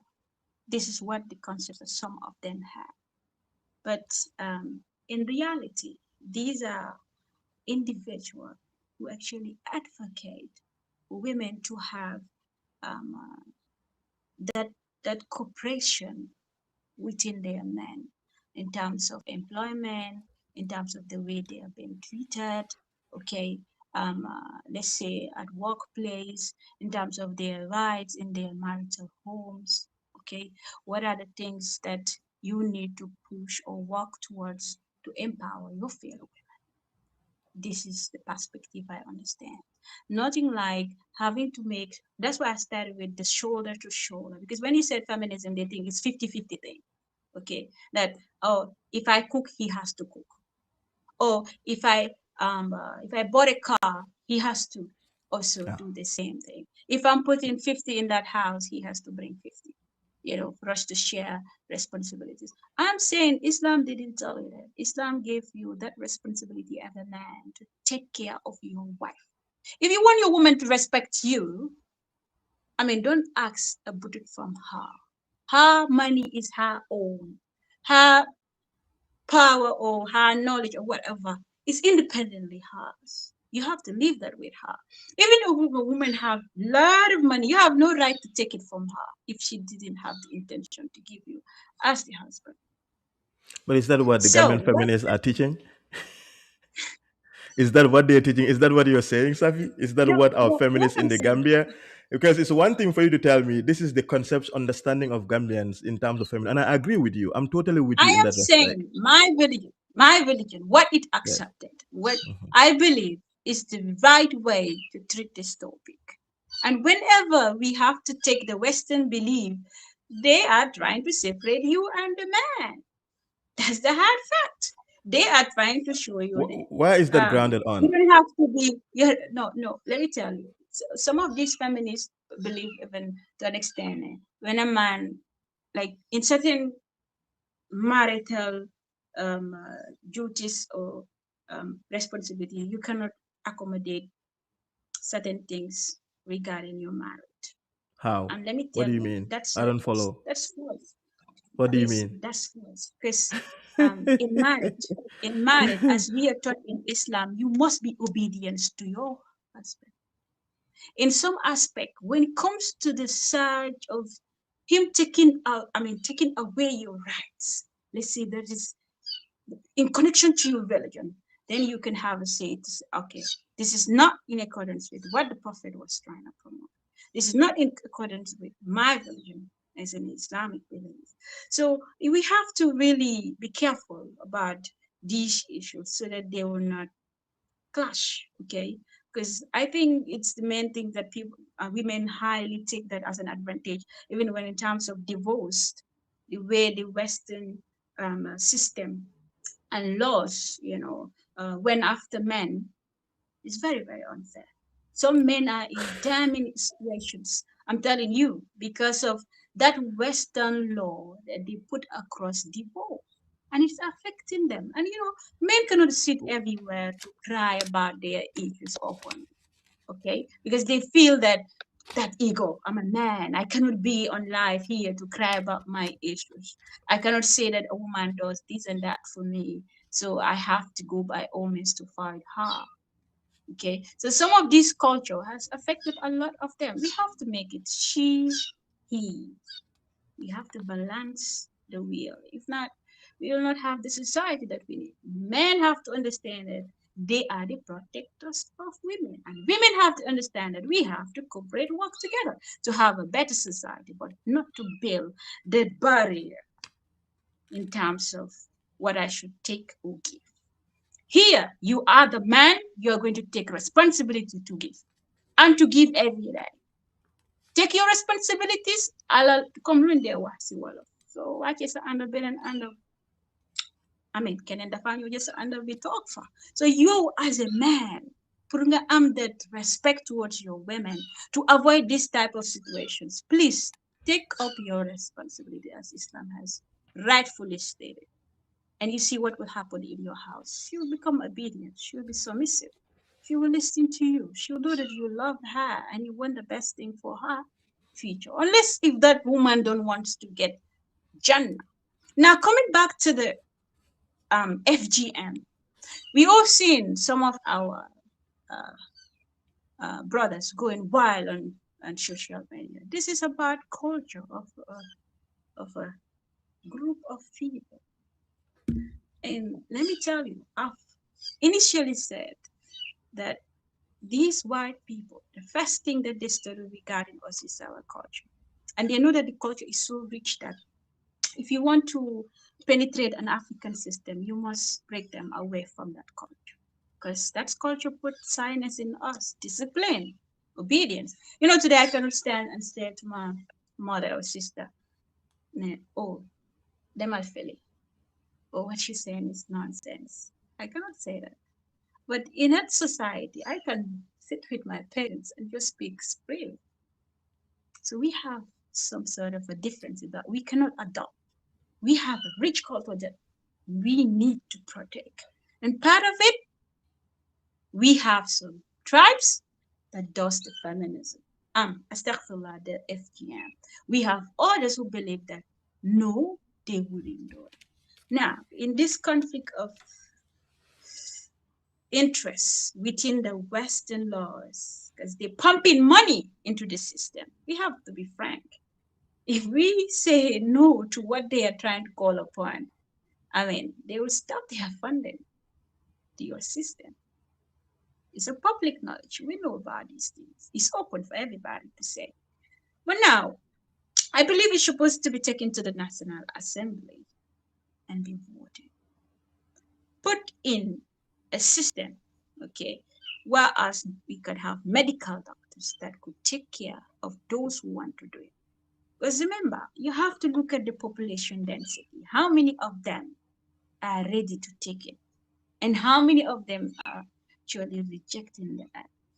Some felt like a stab at the back of their culture. Some felt that no, because of the harm it's given. Yes, it's given. Some we have seen some victims that talk boldly about it, what they went through.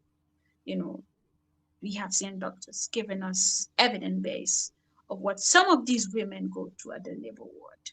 Now come together, the knowledgeable doctors, the cultural aspect of it, those who believe in the culture, sit on the table and discuss. Show the reality of what is happening behind the scenes, you know. Because for me, I respect one thing. I say, if I'm not practicing it, I don't have to stop others from not practicing it or to vilify them or to take them as they are unaware or not. This is culture. It touches the soul part of the human being, religion, Safi, culture, if I may and chime in, your life. r- I know you're very passionate about this subject, and I'm glad we're able to talk about it, and hopefully we can end on this conversation too.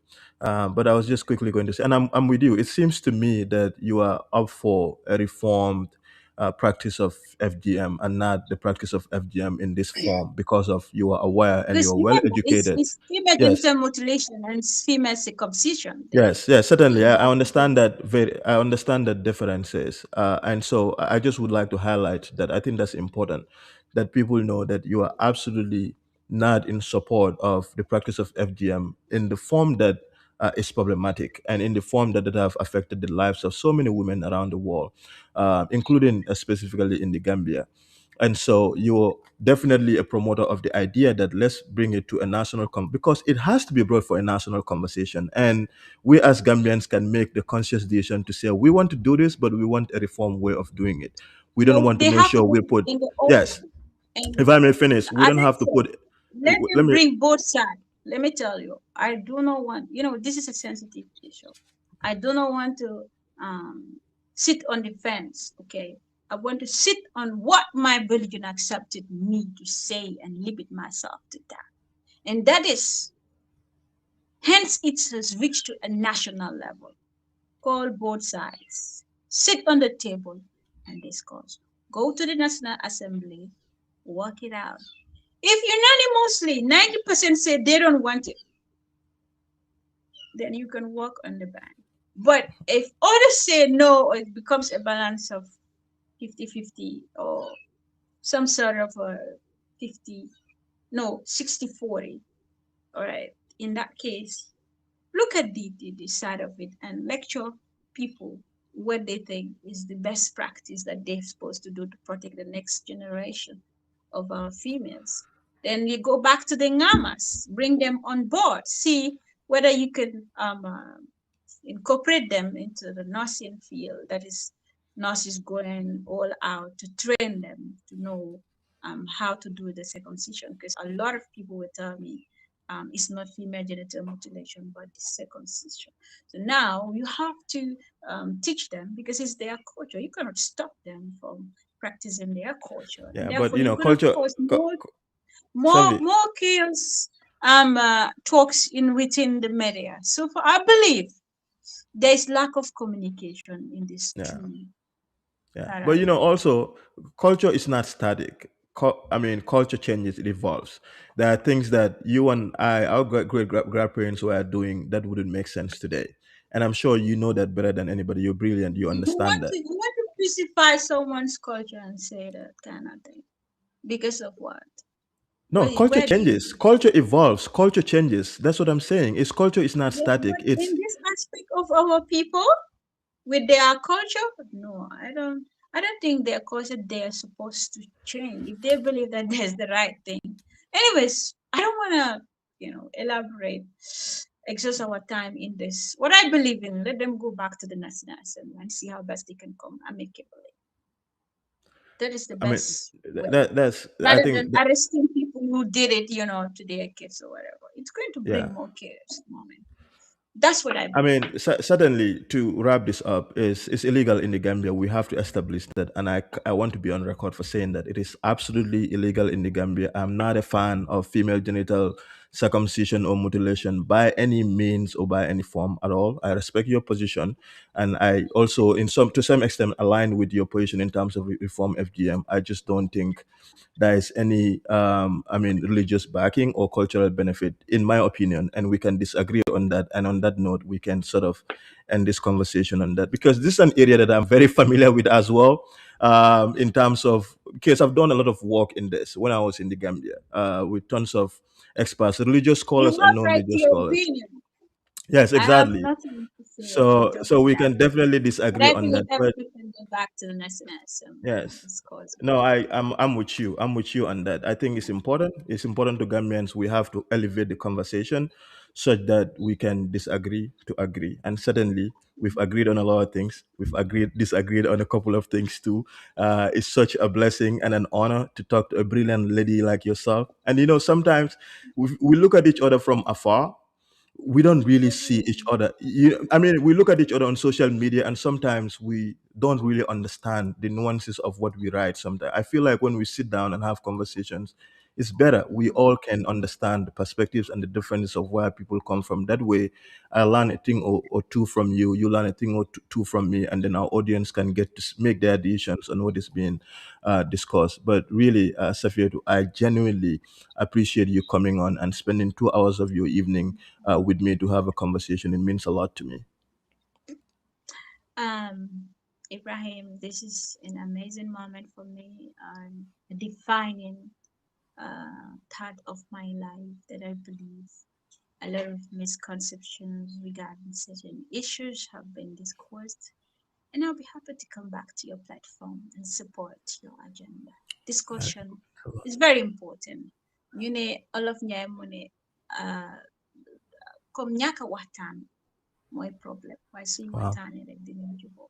So this is it. If we open that platform and give our women that agenda to move forward with their visions regarding their lives, I think we can make a better society and to inspire the next generations of this country. So I'm happy to be on Oh, your thank you. It means platform. it means a lot, Sister Safia. Thank you. Definitely we're gonna do this a lot more. I hope that we can have more conversations on a variety of issues, and I'm happy to support the book once it's ready. We can, I mean, the magazine. We can come back Yeah, and have a sure. conversation about it. But for all of our audience, Safia Joof has been my guest for the last almost 2 hours, and we've covered a variety of areas. And Safia is on Facebook. Please check her page out. Her magazine is also coming. Please check her out and pre-order if it is available for pre-order. And the sponsors of this episode is Supersonics Money Transfer. I use them; they're highly reliable.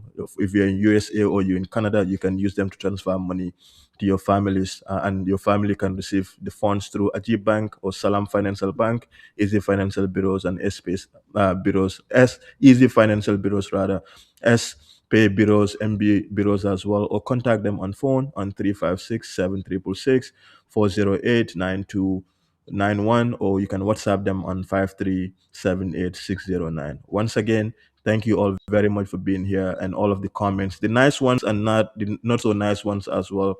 We see all of them. We appreciate all of you for being here. Safedu Jeff, I really appreciate Thank it. you. All right. Assalamu Uh, alaikum. Wa alaikum salam. Thank you.